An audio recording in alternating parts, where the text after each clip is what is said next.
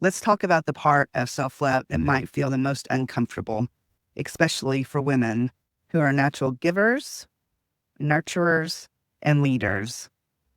The B word. Yep, we're talking about boundaries. Not the kind that you bark, not the kind that shut people out, the kind that bring you home. But here is the truth. Boundaries can feel like a betrayal when you've been conditioned to believe that saying yes is the only way to stay safe, loved, or worthy. You've probably said yes more times than you wanted to. Maybe it was yes to one more client, yes to a project that drained you, yes to a request that made your body tighten up the moment you agreed to do it. But you told yourself, I can handle it. It's fine. They need me.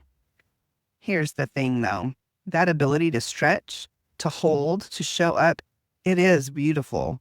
It's part of what makes you powerful, but it's also what's making you exhausted.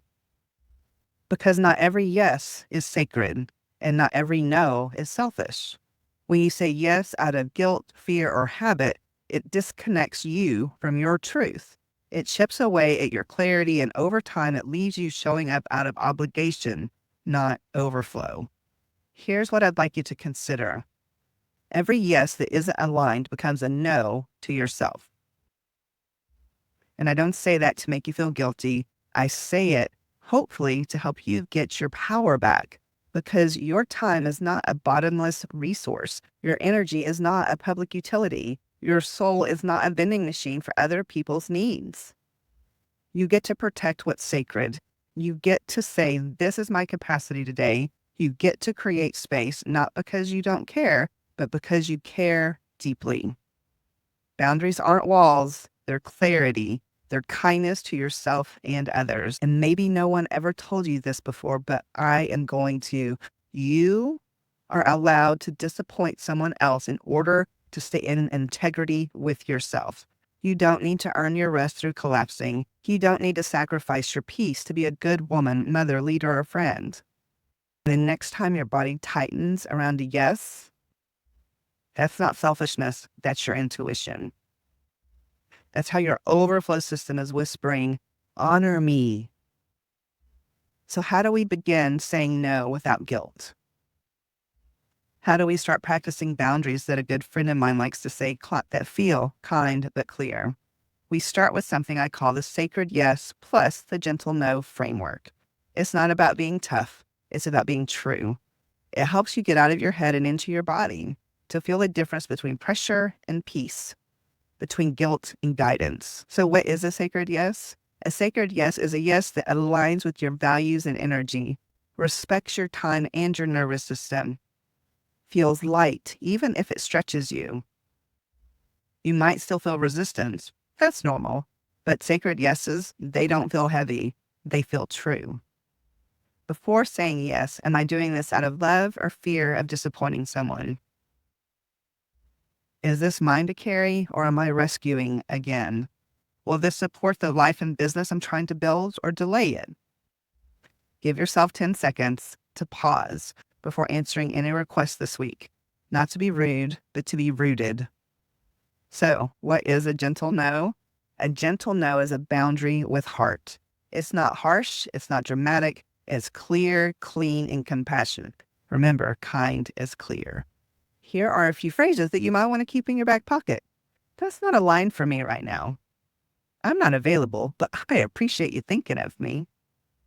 I love you, and I need to honor my own capacity. Can I come back to you when I have more space? If your heart pounds when you say no, it doesn't mean you're wrong. It just means you're unlearning a lifetime of overgiving. Gentle no's honor everyone involved because they let you show up fully when you do say yes. Let's talk about boundaries in business for a minute and be honest about it. Boundary challenges aren't just personal. They're showing up in your business too.